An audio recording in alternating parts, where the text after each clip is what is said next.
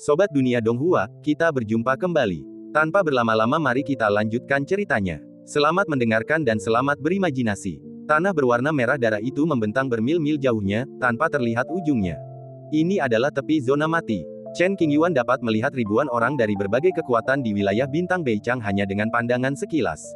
Tak jauh dari sana, berdiri seorang wanita bergaun panjang berwarna terang, dengan pita terikat di pinggangnya dan liontin giok yang menggantung di pinggangnya.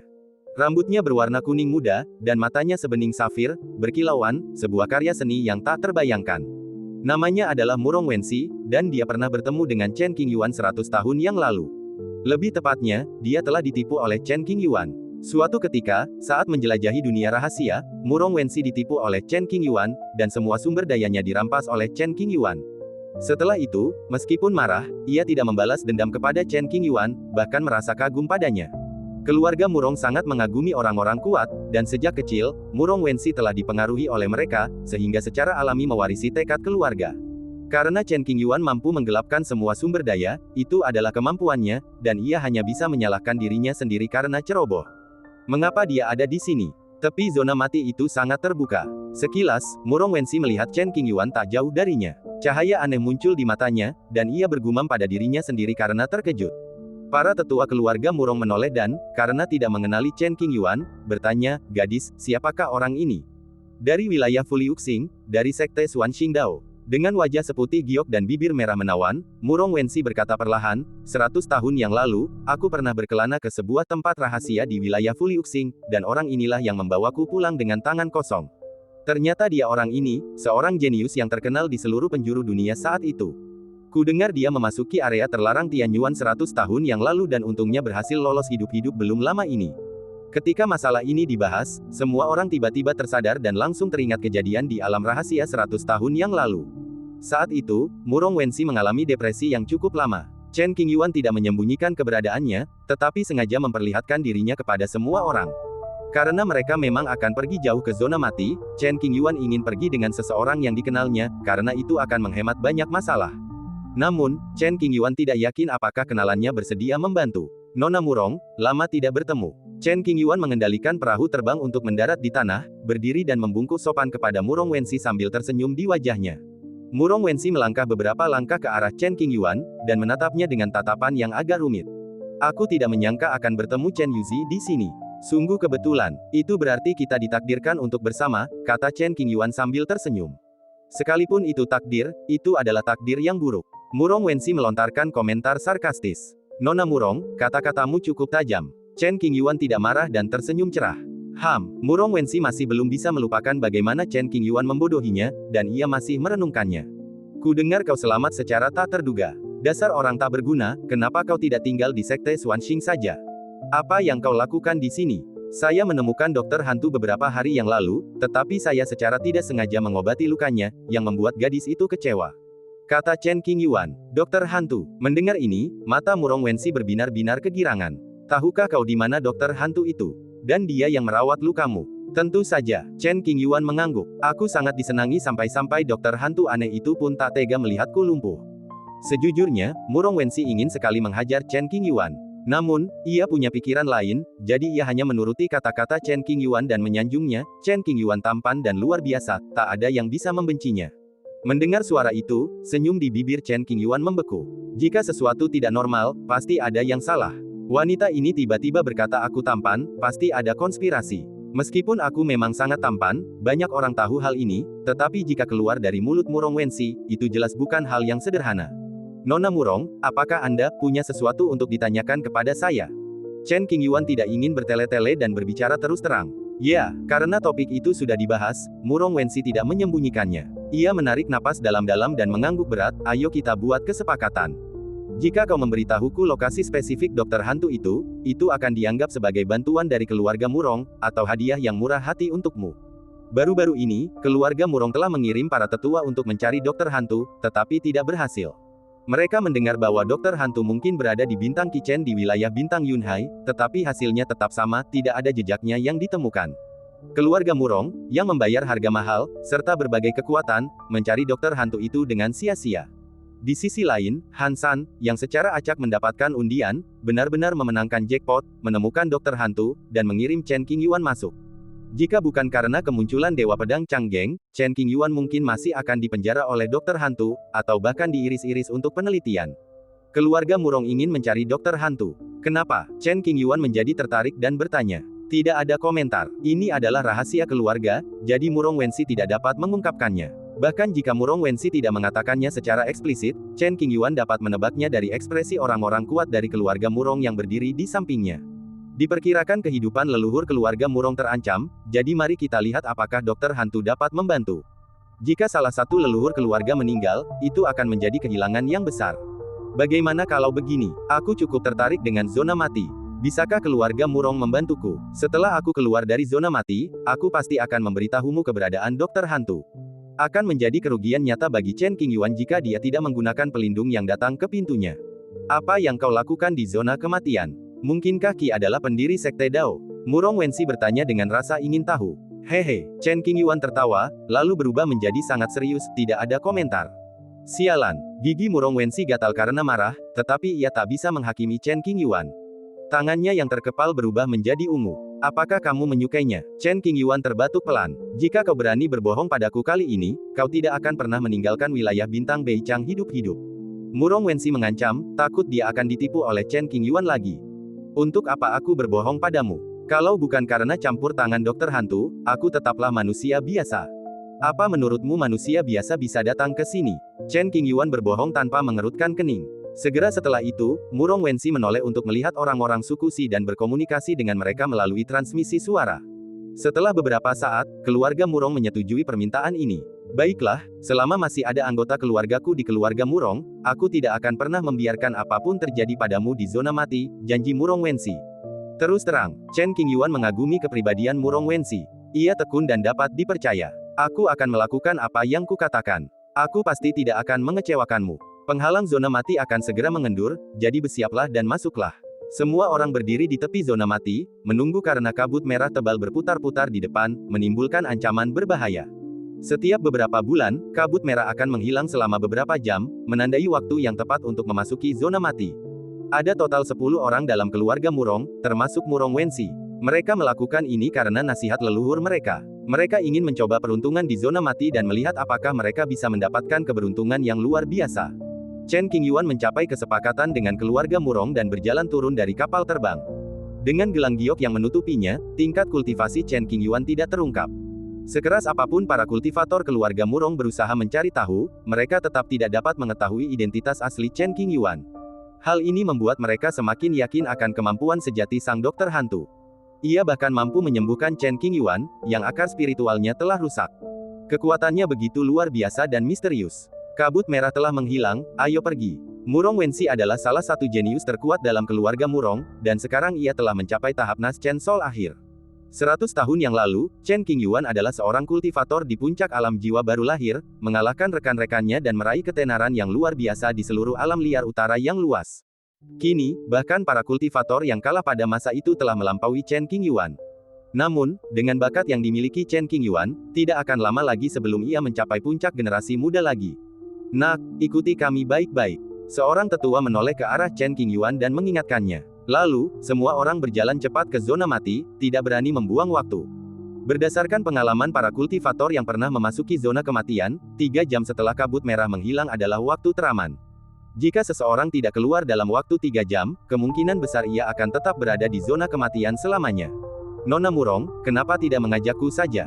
Gawat kalau aku tersesat. Dengan tingkat kultivasi Chen Qingyuan di alam Xuanling, dia tidak akan mampu mengimbangi orang-orang keluarga Murong dengan berjalan kaki. Di antara orang-orang ini, yang terlemah dalam keluarga Murong semuanya adalah kultivator Jindan. Pemimpinnya adalah seorang tetua yang sangat dihormati yang telah mencapai tingkat Shenhua. Tunggu, mengingat Chen Qingyuan mengetahui keberadaan dokter hantu itu, Murong Wensi tidak punya pilihan selain setuju dan membuang selembar kain berwarna terang. Saat potongan kain itu melayang, harum samar tercium. Chen Qingyuan memegang kain berwarna terang itu erat-erat, sementara ujung lainnya dipegang erat oleh Murong Wensi. Suara mendesing. Semua pasukan berangkat satu demi satu dan memasuki benua tanah merah yang tampak seperti darah, tanpa ujung yang terlihat. Saat kami masuk lebih dalam, daratan di depan menjadi semakin merah tua, dan atmosfer penindasan yang tak dapat dijelaskan melayang di antara langit dan bumi. Gunung-gunung, bebatuan, ladang-ladang, laut, semuanya berwarna merah darah. Dalam perjalanan, Chen Qingyuan dan yang lainnya melihat banyak tulang putih dingin, mereka mengira tulang-tulang itu berasal dari orang-orang yang pernah memasuki zona mati sebelumnya. Cermin langit. Pemimpin keluarga Murong, seorang lelaki tua bernama Murong Ping, melihat sebuah cermin pecah tersangkut di celah dan mengenali asal-usulnya. Cangkong Zunyi telah hilang selama lebih dari 1000 tahun. Ternyata dia tertidur di zona mati. Sayang sekali, Murong Ping mendesah. Setelah mendengar kata-kata ini, hati setiap orang sedikit bergetar. Para kultivator yang dapat disebut Zunyi setidaknya adalah mereka yang kuat di tahap penyeberangan kesengsaraan. 9 alam kesengsaraan masing-masing membutuhkan perjuangan hidup dan mati. Cangkong Zunyi yakin ia tidak akan mampu mencapai akhir, jadi ia memutuskan untuk mencoba peruntungannya di alam kematian. Namun, ia kalah. Yang menang menjadi raja, yang kalah menjadi bandit. Hal ini sudah terjadi sejak zaman dahulu. Semua orang paling berkuasa yang dapat memasuki alam Mahayana telah mengalami 9 kematian. Meskipun cermin berharga itu pecah, ia masih memiliki nilai kenangan yang luar biasa. Simpanlah. Murong Ping meletakkan cermin cangkong yang pecah ke dalam pelukannya dan membungkuk sedikit ke arah kekosongan untuk menunjukkan rasa hormatnya kepada Dewa Cangkong. Kemudian, semua orang melanjutkan perjalanannya. Menurut leluhur agung keluarga Wu, kemungkinan besar sebuah harta karun yang menakjubkan lahir di zona mati. Lokasi pastinya tidak diketahui, jadi kita hanya bisa menemukannya secara kebetulan. Menurut pemikiran orang awam, semakin dalam Anda masuk ke zona mati, semakin besar peluang menemukan harta karun. Sepertinya ada orang-orang dari Sekte Wangbo dan Tanah Suci Yucheng di depan. Sepertinya mereka sedang bertarung. Setelah sebatang dupa, semua orang menyadari bahwa dua kelompok sedang bertempur, menyebabkan area dalam radius ribuan mil runtuh. Aura pembunuh begitu dahsyat hingga seolah-olah telah memadat menjadi substansi. Suhu turun drastis dan embun beku tampak terbentuk di tanah. Sepertinya itu untuk harta karun Tao. Dilihat dari jauh, ada sebuah harta karun Tao di tengah-tengah antara kedua kekuatan, yang masih mempertahankan pesona Tao dan sangat berharga. Ambil jalan memutar dan jangan ikut campur. Murong tidak ingin menimbulkan masalah lagi.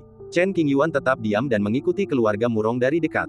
Berkat perlindungan keluarga Murong, Chen Qingyuan tidak menemui masalah apapun di sepanjang perjalanan.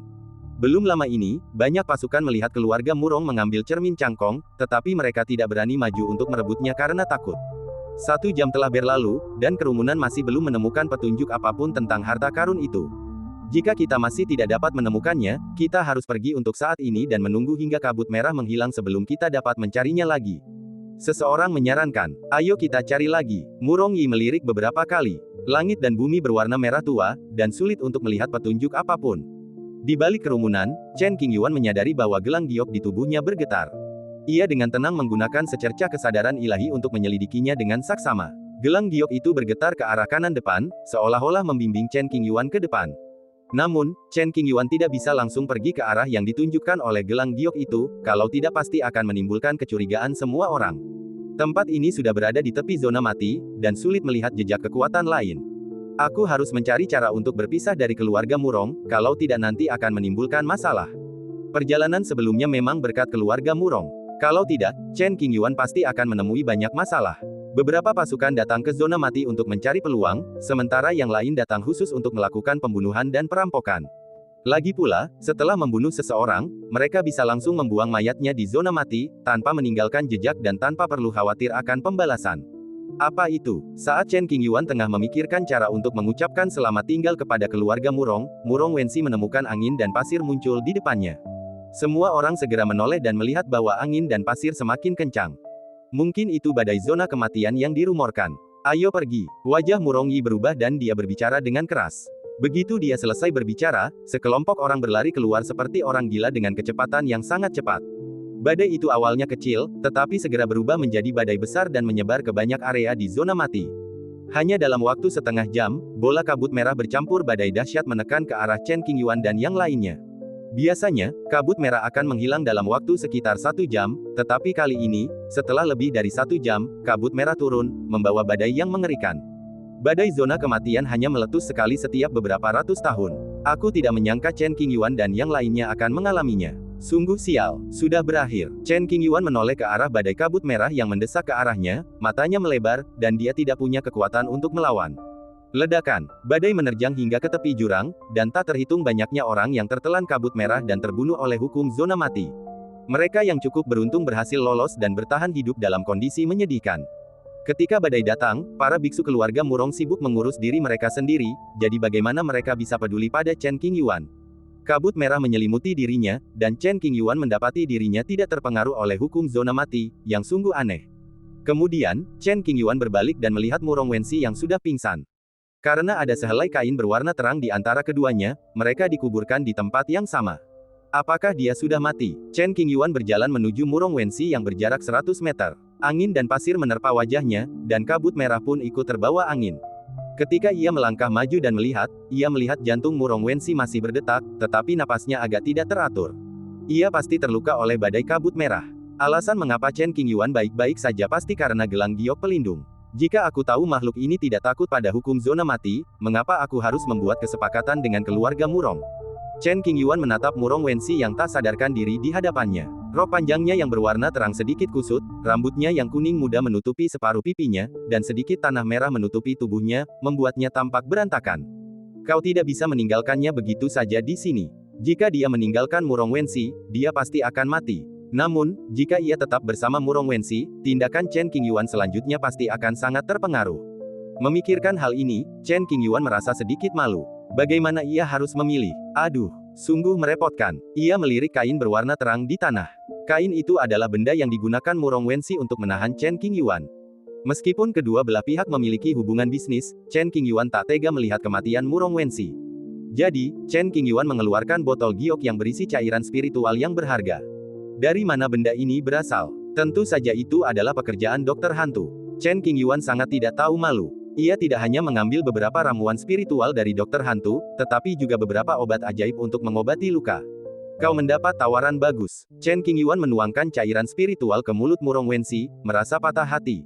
Kehilangan yang sangat besar. Cairan spiritual itu memasuki tubuh Murong Wenxi, menyebabkannya bereaksi cepat.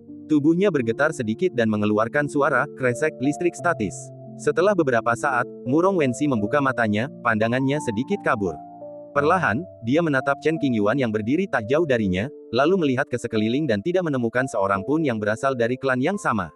Tiba-tiba, dia melihat pakaiannya agak berantakan, jadi dia cepat-cepat menariknya beberapa kali untuk menutupi bahunya yang putih, dan menatap Chen Qingyuan dengan tatapan waspada. Lihatlah dirimu, apa aku akan memanfaatkan seseorang yang sedang kesusahan? Chen Qingyuan langsung mengerti maksud di mata Murong Wenxi dan berkata dengan sedih, lagi pula, aku bahkan tidak menyukai penampilanmu. Kau, Murong Wenxi menunjuk Chen Qingyuan dan ingin mengumpat, tetapi karena napasnya tersengal-sengal, ia terbatuk-batuk, wajahnya pucat pasi, batuk, batuk, batuk. Mari kita pikirkan bagaimana cara keluar dari tempat terkutuk ini. Chen Qingyuan berpikir sejenak dan memutuskan untuk berdiskusi dengan Murong Wenxi tentang meninggalkan zona mati, lalu mencari kesempatan untuk bersembunyi, dan kemudian pergi ke arah yang ditunjukkan oleh gelang giok itu sendirian. Dengan cara ini, dia bisa menyingkirkan Murong Wenxi dan apa yang telah dilakukannya tidak akan terungkap.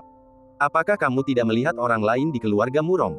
Setelah menenangkan diri dan bermeditasi, kekuatan yang terkumpul kembali. Ia berhenti berdebat dengan Chen Qingyuan dan tampak serius. Saat bermeditasi, ia menyadari adanya sedikit energi spiritual murni di tubuhnya. Mengira itu adalah bantuan Chen Qingyuan, ia tanpa sadar meliriknya beberapa kali. Tidak, Chen Qingyuan menggelengkan kepalanya. Mendengar suara itu, mata Murong Wenxi menampakkan sedikit kekhawatiran, dan dia sangat khawatir terhadap keselamatan sesama sukunya. Mengapa kamu tidak terpengaruh oleh hukum zona kematian?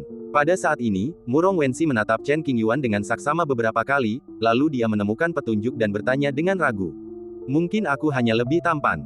Chen Qingyuan mengangkat alisnya tanpa malu-malu. Petik 2. Murong Wenxi memutar bola matanya ke arah Chen Qingyuan. Dia memang pantas dihajar. Setiap orang punya rahasia. Murong Wenxi tidak bertanya lebih lanjut, tetapi tatapan matanya saat menatap Chen Qingyuan menjadi rumit. Tempat yang kami tuju sudah tertutup kabut merah yang tebal. Kami jelas tidak bisa keluar sekarang. Jika kami bisa bertahan di sini selama beberapa bulan dan menunggu kabut merah menghilang lagi, kami akan punya secercah harapan. Murong Wenxi menatap ke arah asalnya, yang dipenuhi kabut merah darah, matanya penuh keputusasaan. Tunggu saja di sini, kata Chen Qingyuan, aku akan melihat apakah ada jalan keluar lain.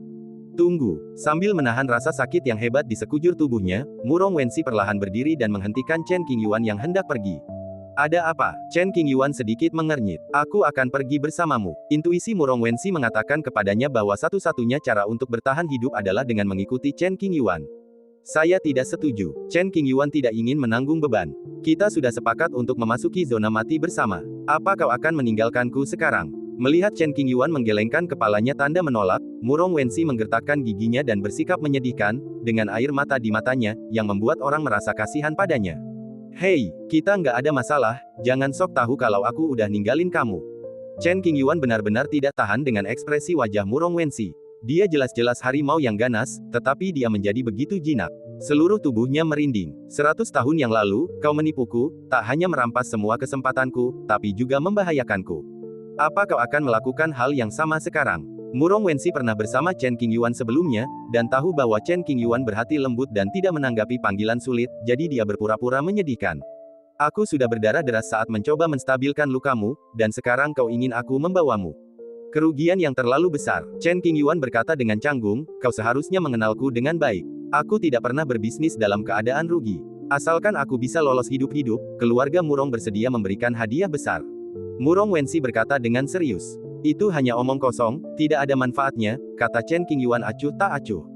Jika orang lain, bantuan dari keluarga Murong akan menjadi keberuntungan besar. Sayangnya, Chen Qingyuan tidak peduli dengan janji-janji kosong, hanya uang sungguhan yang bisa digunakan. Lagi pula, meskipun keluarga Murong tidak lemah, mereka memang sekuat itu. Jika itu janji pedang abadi, maka itu adalah keberuntungan yang luar biasa. Apa yang kamu inginkan? Tak ada cara lain. Demi bertahan hidup, Murong Wensi terpaksa merendahkan tubuhnya. Chen Qingyuan memperhatikan Murong Wensi dari atas ke bawah, matanya terus-menerus mengamatinya. Ditatap seperti itu oleh Chen Qingyuan, Murong Wensi merasa gelisah. Ia menggertakkan gigi dan berkata, jika kau benar-benar bisa melindungiku, kita bisa mencoba untuk akur, tapi kita tidak bisa menjadi rekan Dao. Dia pikir Chen Qingyuan sedang melamun, tapi dia tidak tahu kalau Chen Qingyuan sama sekali tidak punya pikiran seperti itu. Dia buru-buru berkata, hentikan. Aku sudah bilang, aku sama sekali tidak tertarik padamu. Jangan menyanjung diri sendiri. Mendengar ini, pipi Murong Wensi memerah, 3 bagian malu, 3 bagian marah, dan sisanya ketidakpuasan. Lagi pula, akulah kepala keluarga Murong. Aku punya penampilan dan postur tubuh yang bagus. Apa itu tidak pantas untukmu, Chen Qingyuan? Lalu mengapa kau menatapku? Nada bicara Murong Wensi dipenuhi keraguan dan kemarahan. Liontin giok di pinggangmu kelihatannya bagus. Chen Qingyuan menatapnya. Ambil. Murong Wensi mengerti maksud Chen Qingyuan. Ia melepas giok putih dari pinggangnya dan melemparkannya ke Chen Qingyuan. Chen Qingyuan segera mengikutinya, menundukkan kepala untuk memeriksanya, dan tersenyum puas, Bai Lingyu kelas atas, barang langka. Dan gelang giok di tanganmu. Setelah menyimpan batu giok putih, Chen Qingyuan berbicara lagi. Ada barang-barang pribadiku di sana, tidak nyaman. Gelang giok adalah harta karun luar angkasa milik Murong Wensi, yang berisi banyak sumber daya dan barang-barang pribadi. Siapa yang mau barang-barang pribadimu? Keluarkan semuanya, dan sisanya akan jadi milikku. Chen Qingyuan berbicara terus terang.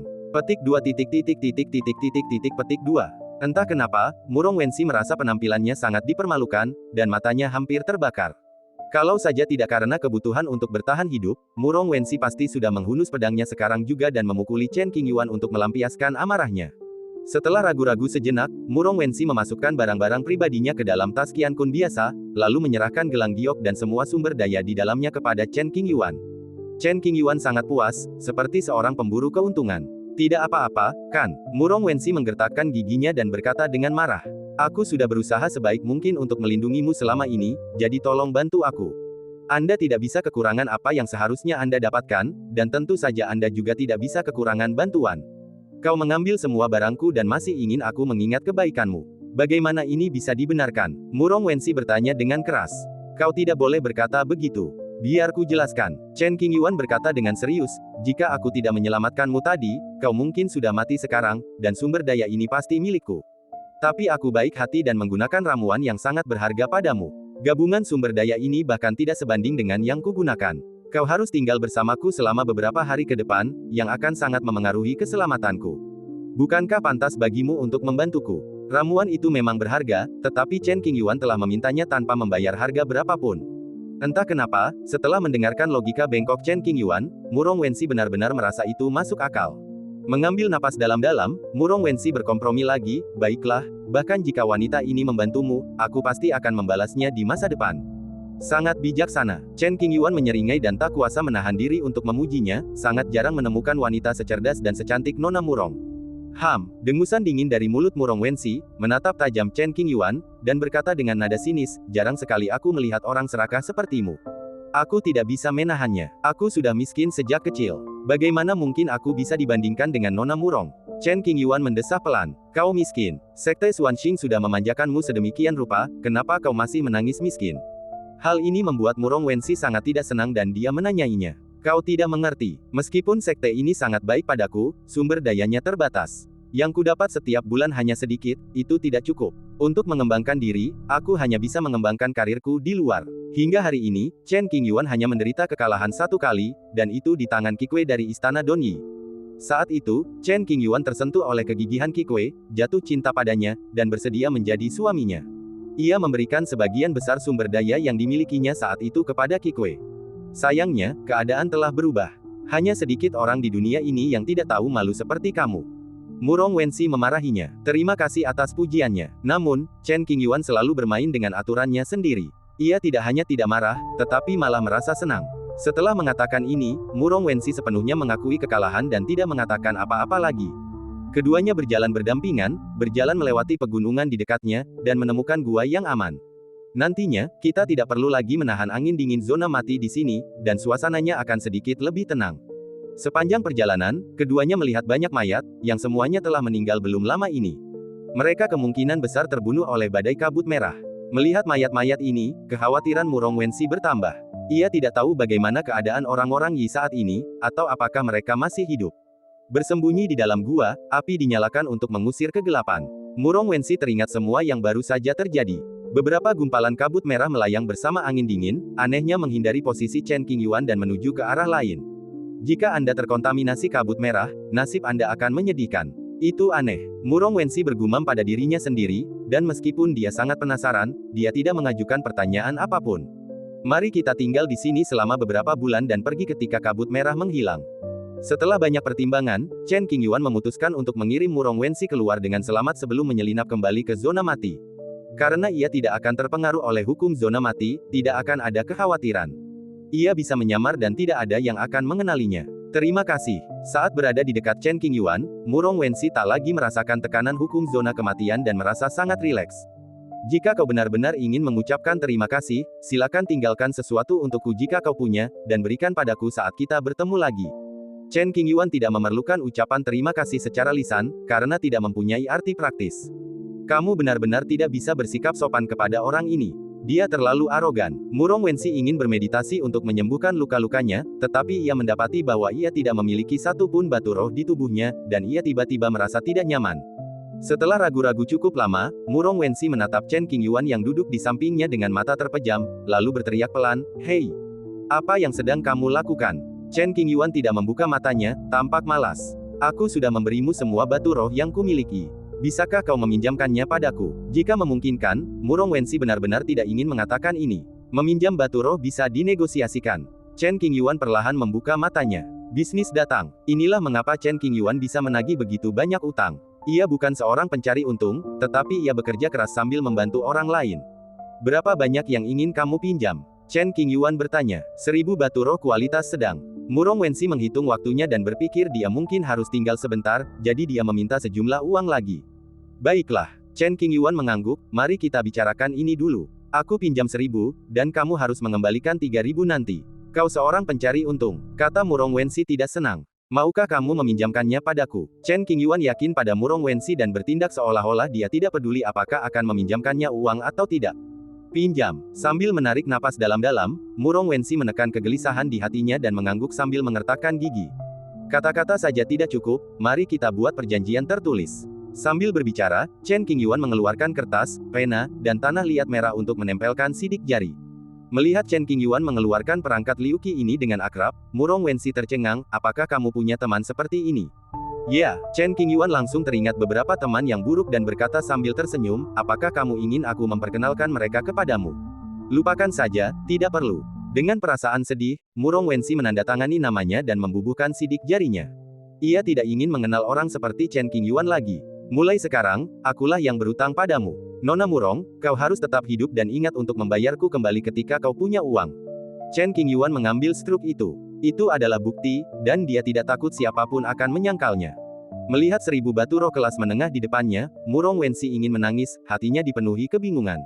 Karena batu-batu roh ini masih memiliki segel keluarga Murong, batu-batu itu aslinya miliknya. Untuk menggunakan batu roh Anda sendiri, Anda perlu menandatangani kontrak, dan tingkat bunganya dilipat gandakan 3 kali lipat. Chen Qingyuan, aku sungguh tidak beruntung telah bertemu denganmu. Dengan kemarahan ini, Murong Wensi mulai memurnikan batu roh dan berusaha keras untuk memperbaiki luka-lukanya. Aku tidak ada kerjaan, jadi ayo makan sesuatu. Chen Qingyuan tahu bagaimana menikmati hidup. Ia mengambil rak besi dan meletakkannya di atas api. Kemudian, ia memotong daging binatang roh dan mulai memanggangnya. Chen Qingyuan menyantap makanan lezat itu seakan-akan dia sedang berlibur di zona mati. Di satu sisi, Murong Wensi sedang bermeditasi untuk menyembuhkan luka-lukanya. Batu-batu spiritual di depannya diserap, cahayanya meredup, dan berubah menjadi batu-batu biasa. Sebulan kemudian, luka-luka Murong Wensi telah membaik secara signifikan. Ia berhenti sembuh untuk sementara waktu dan membuka matanya, melihat Chen Qingyuan bersandar di batu dengan mata tertutup. Melihat Chen Qingyuan begitu santai, Murong Wensi merasa marah, ia mengambil batu dari tanah dan melemparkannya ke arah Chen Qingyuan. Patah. Betis Chen Qingyuan tertimpa batu. Ia melirik ke arah Murong Wensi dengan malas, apa yang kau lakukan? Tidak ada. Murong Wensi mendengus pelan, aku tidak senang padamu. Banyak sekali orang yang kesal padaku, dan kau bahkan tidak bisa menghitungnya. Chen Qingyuan tidak peduli tentang ini. Jika Chen Qingyuan mengalami fluktuasi emosi yang berlebihan karena perkataan orang lain, dia pasti sudah marah setengah mati dan tidak akan hidup sampai hari ini. Saya benar-benar tidak bisa mengingatnya. Anda orang yang sangat menjijikkan, Anda pasti telah menyinggung banyak orang, kata Murong Wensi. Ya, sayang sekali orang-orang itu tidak bisa membunuhku, mereka hanya bisa melihatku dengan cemas. Chen Qingyuan menerima panggilan tersebut. Saya penasaran, apakah Anda pernah mengalami kehilangan apapun dalam hidup Anda? Murong Wensi bertanya, jika bukan kasus khusus, seharusnya tidak ada. Dalam sekejap, Chen Qingyuan teringat akan banyaknya sumber daya yang telah ia berikan kepada Bai Qikui saat itu. Sungguh kerugian yang sangat besar. Selain kejadian ini, Chen Qingyuan belum pernah mengalami kerugian dalam bisnis sebelumnya. Apa situasi khususnya? Ceritakan padaku. Murong Wensi merasa sedikit penasaran tentang ini. Mengapa aku harus memberitahumu, C? Chen Qingyuan memutar matanya, lalu tiba-tiba mengubah nadanya dan berkata dengan nada bercanda, jika kamu bersedia membayar untuk ceritanya, aku dengan berat hati mau mengobrol denganmu. Kenapa kau bertingkah seperti bajingan? Bagaimana Sekte Xuanxing melatihmu? Karena tidak dapat meninggalkan tempat ini dalam waktu singkat, Murong Wensi merasa sedikit bosan dan ingin mengetahui masa lalu Chen Qingyuan. Lagi pula, Chen Qingyuan dulunya adalah sosok yang sangat terkenal di Northern Wilderness. Bebas berkeliaran, jawab Chen Qingyuan jujur. Anda menggembalakan ternak, dan Anda masih membiarkan mereka merumput. Mendengar ini, Murong Wensi merasa geli. Kedua pria itu berjarak 10 meter, duduk berhadapan secara diagonal. Api di dalam gua telah lama padam. Sebuah manik roh putih gelap melayang di udara, menerangi setiap sudut gua. Kalau tidak ada kegiatan, tutup saja matamu dan duduklah dengan tenang. Jangan ganggu tidurku. Lingzu awalnya milik Chen Qingyuan, tetapi ia lupa dari mana mendapatkannya dan terlalu malas untuk mengingatnya. Aku tidak mau mendengarkanmu, apa yang bisa kau lakukan padaku? Murong Wensi menangis centil. Tiba-tiba, Chen Qingyuan berdiri dan perlahan berjalan menuju Murong Wensi. Melihat Chen Qingyuan mendekat, tanpa sadar Murong Wensi bersandar ke belakang dan bersiap membela diri. Tatapannya tajam dan ekspresinya serius, apa yang ingin kau lakukan?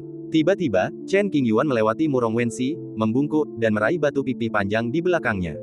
Kemudian, Chen Qingyuan kembali ke posisi semula dengan batu itu dan menyandarkan kepalanya di atasnya, merasa sangat nyaman. Setelah berbaring, Chen Qingyuan tidak lupa mencibir, mengapa reaksinya begitu besar. Kau, Murong Wensi ditipu lagi oleh Chen Qingyuan. Ia benar-benar berpikir Chen Qingyuan akan melakukan sesuatu padanya. Pipinya memerah karena marah dan ia sedikit geram. Tidak bisakah kamu mengambil batu dan mengambil sesuatu dari udara? Dia harus membuat langkah besar, itu pasti disengaja. Sekali lagi kunyatakan bahwa aku tidak tertarik padamu. Ingatkan kau, meskipun aku tampan dan menawan, jangan sampai kau tergoda olehku, kalau tidak, kau pasti akan mendapat masalah. Ketika mengatakan ini, Chen Qingyuan menoleh untuk melihat Murong Wensi, mengangkat alisnya dan tersenyum. Kata Murong Wensi dengan marah, bagaimana kamu bisa begitu narsis?